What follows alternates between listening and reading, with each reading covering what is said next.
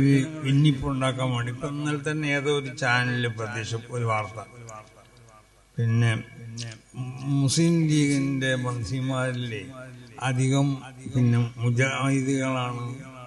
ഞാൻ പറഞ്ഞു, എനിക്ക് ഇവർക്ക് മന്ത്രി ഒരു പാർട്ടിക്ക് മന്ത്രി നിശ്ചയിക്കാൻ വേണമെങ്കിൽ നമുക്കല്ലല്ലോ, അങ്ങനെ നമ്മളെടുത്ത് വന്ന് ചോദിച്ചാൽ പോലെ നമ്മേ പണി ജോലി. അപ്പൊ നമുക്ക് ഇതിൽ ഇങ്ങനത്തെ സംഗതിയിലൊന്നും ഇടപെടേണ്ട പരിപാടി നമുക്കില്ല. രാഷ്ട്രീയ അവരാരെയാണ് മന്ത്രിയാക്കേണ്ടത്, ഓരോ പാർട്ടിക്കാർ. ഇപ്പോൾ കോൺഗ്രസ്സിൽ ആരെയാണ് മന്ത്രിയാകാൻ ആവശ്യമുള്ള ആളുകളൊക്കെ ചിലപ്പോൾ നമ്മളോട് പറയുമെന്ന് ചോദിച്ചാലുണ്ടാവും, പക്ഷെ നമ്മളതും പറയില്ല. അപ്പോൾ നമ്മളെ സംബന്ധിച്ചിടത്തോളം ഇവിടെ രാഷ്ട്രീയമാവുന്ന കാര്യങ്ങളിൽ അതിൽ ഇടപെടുകയില്ല.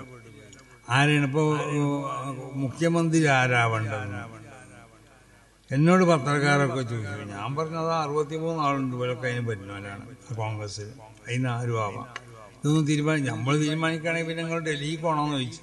ഇവിടെ എൻ്റെ അവിടെ വീട്ടിൽ വന്നാൽ മതിയല്ലോ, ഡൽഹി പോയിക്കാണ്ട് അവിടെ കുറേ പ്ലെയിനും മറ്റും പൈസ ചെലവാക്കി. അപ്പം ഇങ്ങനത്തെ സ്ഥലത്ത് നോക്കി നടക്കുകയാണ് ചില പണ്ഡിത വേഷധാരികൾ.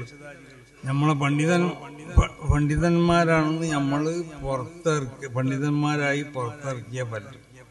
പല ചാനൽ കൂടിയും അത് പിന്നെ തെറ്റാവുന്ന വാർത്തകൾ അവർ പ്രചരിപ്പിക്കുക. ആരെ പേരിൽ അവർക്ക് ഇഷ്ടമില്ലാത്ത ആളുകളാണ്.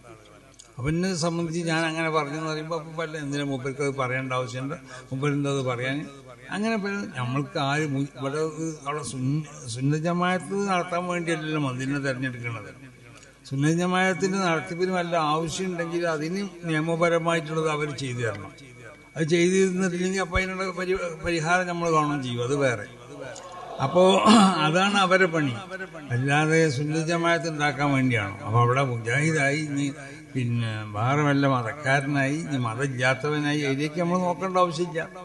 അപ്പോൾ പിന്നെ ഞാനങ്ങനെ പറഞ്ഞു എന്ന് പറഞ്ഞിട്ട് ഇന്ന ജനങ്ങളുടെ ഇടയിൽ അത് പറയുമ്പോൾ അതിന് വെറുപ്പുള്ള ചില ആളുകളുണ്ടാവുമല്ലോ, അവരിടയിൽ നമ്മളെ തരം താഴ്ത്തപ്പെടാൻ വേണ്ടിയിട്ട് അങ്ങനത്തതായ ചില ന്യൂസുകൾ പല.